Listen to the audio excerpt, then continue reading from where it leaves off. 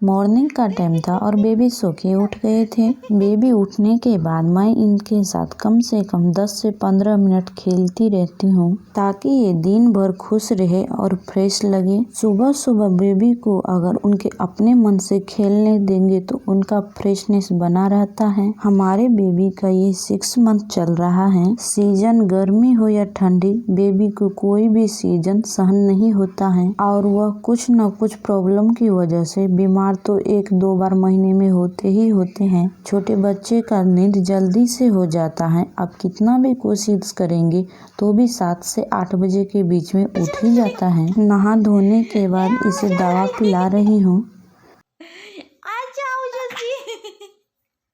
पिलू पिलू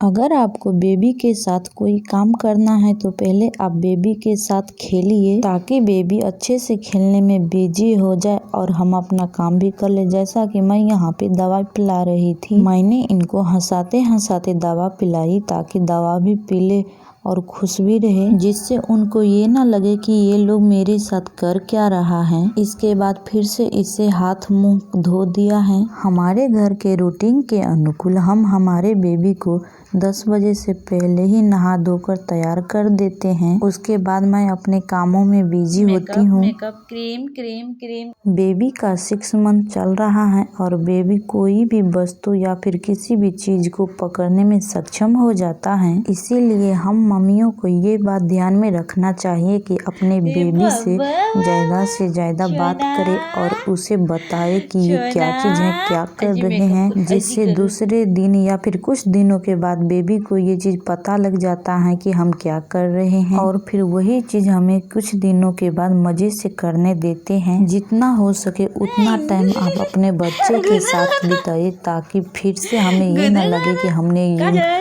नहीं किया, वो नहीं किया, क्योंकि बच्चे बहुत ही जल्दी बड़ा हो जाता है और फिर हमें ये मौका बार बार नहीं आता है। हमारे बेबी को काजल लगाना बहुत पसंद है और वो बहुत अच्छे से लगा लेते हैं, तो मुझे भी इस तरीके से इन्हें तैयार करना बहुत ही अच्छा लगता है। नहाने के तुरंत बाद हमने इसे मालिश भी कर दिया था। इनको रेडी करते समय ही बहुत जोर से नींद लगी हुई थी तो ये फिट करके सो गई हैं। अब हम बात करेंगे बेबी केयर की। तो हर माएँ अपने बच्चों को बहुत अच्छे से केयर करते हैं, लेकिन केयर करने का सबका तरीका अलग अलग होता है और हम जहाँ रहते हैं उसी कल्चर के हिसाब से हम सब कुछ करना पसंद करते हैं। हमारे इधर बच्चे को नील्स को रविवार के ही दिन काटते हैं। बेबी को हाथ पैर में और गले में जो काले धागे बांधते हैं वो भी तोड़ के रविवार के ही दिन निकालते हैं। इनके जितने भी नील्स यहाँ बढ़े हुए हैं हम सारे नील्स को काट कर फेंकेंगे। अगर इसे आप हफ्ते दिन पर नहीं काटेंगे तो ये इतना बढ़ता है ना कि बच्चे के मुंह कान जहाँ तहाँ भी ये लग जाता है। नील्स काटने के बाद उसे घसना भी उतना ही जरूरी होता है, नहीं तो ये टेढ़ा मेढ़ा होता है और इससे भी बेबी को लग सकता है। हम बेबी को गहरा नींद में सोने दिए, उसके बाद हमने नख को काटना शुरू किया, नहीं तो ये फिर उठ जाता। बेबी जैसे ही सो जाते हैं हम उनको टोपी जरूर पहनाते हुए, ठंडी हो या गर्मी, हम हर एक सीजन में बेबी को टोपी पहना कर ही सोलाते हैं। टोपी पहनाने के बाद उनको बाहर की आवाज़ कम सुनाई देती है, जिसके कारण बेबी अच्छे से सो पाते हैं। अगर आप इन्हें ऐसे ही सुला देंगे तो ये थोड़े देर ही सोएंगे और हमारा जो घर का आवाज़ होता है या फिर कोई गाड़ी आ गई उसकी आवाज़ आती है तो बेबी उठ कर बीच में रोने लगती हैं और इससे हमें 2 चीज़ों की नुकसान होती हैं। एक तो बेबी अच्छे से सो नहीं पाता और दूसरा हम हमारा काम भी नहीं कर पाएंगे। बेबी जितने देर अच्छे से सो पाएंगे उतने ही अच्छे से वो खेलेंगे, नहीं तो वे फिर चिड़चिड़ करने लगते हैं। अब इनके नाक के ऊपर थोड़ा सा बेबी विक्स लगा दे या फिर नॉर्मल जो हम घर में यूज करते हैं वो विक्स भी चलेगा। इनके बॉडी को पहले हम कॉटन क्लॉथ से ढकेंगे, जिसके कारण बेबी उठने के बाद जब भी हिल डोल करेंगे तो उसे कोई परेशानी नहीं होगी। और इन्हें सो जाने के बाद हम इनके साथ ही पेसिफायर जरूर रखते हैं। जैसे ही ये उठती हैं वैसे ही मैं तुरंत दौड़ के इनके मुंह में ये लगा देती हूँ, जिससे वो अच्छे से अपना नैप ले लेते हैं।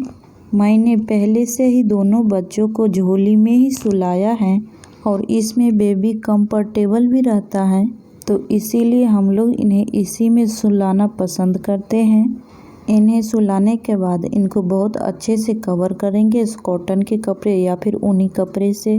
बेबी सोने के बाद उसके ऊपर कम से कम आधे किलो तक का वजनदार कपड़ा ज़रूर रखें। इससे बेबी को लगता है कि कोई ना कोई मुझे कड़ी में ज़रूर लिया हुआ है और दोनों साइडों से गर्म होकर बहुत अच्छे से सोते हैं। तो ये देखिए कितने अच्छे से सो रही हैं।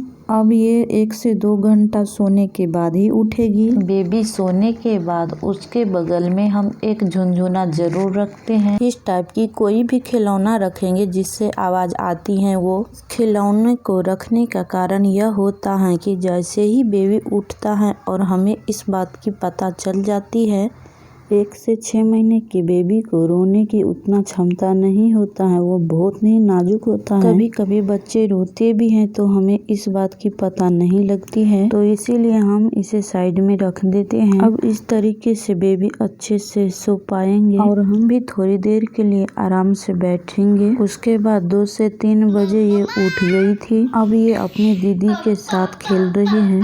सो के उठने के बाद बहुत ही अच्छे से खेल रहे हैं। जब बड़े बच्चे छोटे बेबी को इस तरीके से सिखाते हैं तो उसका बहुत ही अच्छा सा फीलिंग आता है और बड़े बच्चे भी छोटे बच्चे की तरह हरकतें करते हैं तो और उनको अच्छा लगने लगता है और इसी तरीके से बेबी बाकी की एक्टिविटी करने लगती है।